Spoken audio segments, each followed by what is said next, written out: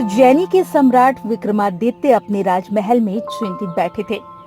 तभी ऋषि वशिष्ठ वहां पहुंचे और बोले, महाराज, एक महाविनाश का समय निकट है। राक्षस कालनेमी पाताल लोक में छिपा है और उसने वहां से एक दिव्य रत्न चुरा लिया है। यदि उसे नहीं रोका गया तो यह संसार अंधकार में डूब जाएगा। राजा विक्रम ने निडर होकर तब कहा, मैं स्वयं पाताल लोक जाऊंगा और उस रत्न को वापस लाऊंगा। दरबार में सभी स्तब्ध रह गए। तभी अर्जुन सेन, विक्रम के प्रिय मित्र और सेनापति आगे बढ़े। महाराज, मैं भी आपके साथ चलूंगा। विक्रम ने मुस्कुराते हुए अपने मित्र का कंधा थपथपाया। उनकी यात्रा प्रारंभ हो चुकी थी। विक्रम और अर्जुन सेन घने जंगलों को पार करते हुए भूतों की घाटी में पहुंचे।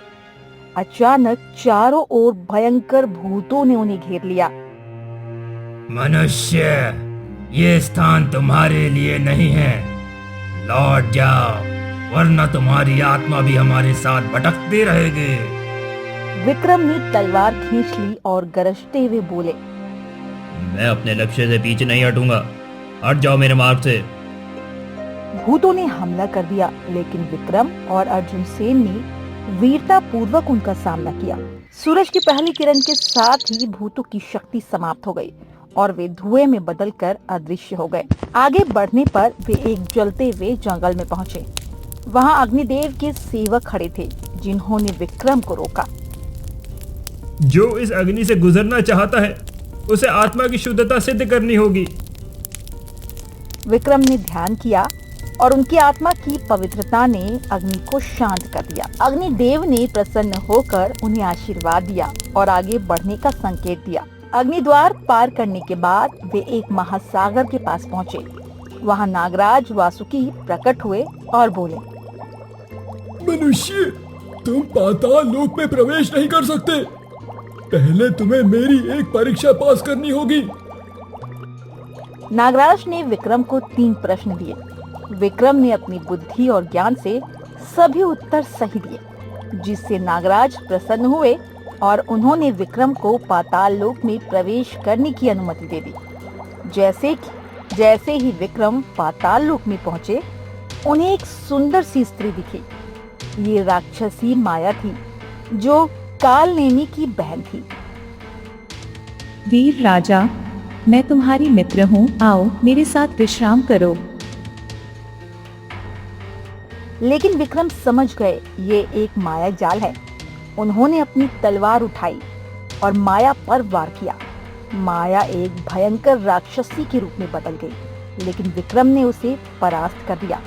अचानक हवा में गूंजती हुई एक भयावह आवाज आई, राजा विक्रम, आगे बढ़ने पर तुम्हारी मृत्यु निश्चित है। अभी भी समय है, लौट जाओ।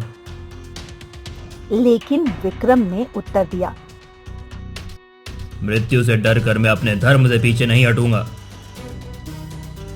यमदूतों ने विक्रम के साहस को देखकर रास्ता छोड़ दिया। पाताल लोक के अंतिम प्रवेश द्वार पर एक अदृश्य पुल था। तभी आकाशवाणी हुई, ये पुल केवल वही पार कर सकता है जो अपने भय और मोह को त्याग दे। विक्रम ने साहस के साथ कदम बढ़ाया और पुल ठोस हो गया। वे बिना रुके पार हो गए। महल के द्वार पर कालनेमी खड़ा था। तो आखिरकार तुम आ ही गए, लेकिन ये रत्न मेरा है। विक्रम ने तलवार निकाली और भयंकर युद्ध प्रारंभ हो गया। कालनेमी ने कई मायावी शक्तियों का प्रयोग किया, लेकिन विक्रम ने अपनी बुद्धि और पराक्रम से उसका मुकाबला किया। अंततः विक्रम ने उसकी कमजोरी समझी, उसका मुकुट। विक्रम ने अपनी तलवार से मुकुट पर वार किया। जैसे ही मुकुट गिरा, कालनेमी की शक्ति नष्ट हो गई और वो जलकर राख हो गया। विक्रम ने दिव्य रत्न उठाया और उज्जैनी लौट आए। रत्न के प्रभाव से राज्य में सुख शांति पुनः स्थापित हो गई। महाराज, आपने असंभव को संभव कर दिया है। आपका नाम युगों युगों तक अमर रहेगा। राजा विक्रम ने आकाश की ओर देखा और मुस्कुराए। वे जानते थे कि धर्म और सत्य की विजय सदा होती है।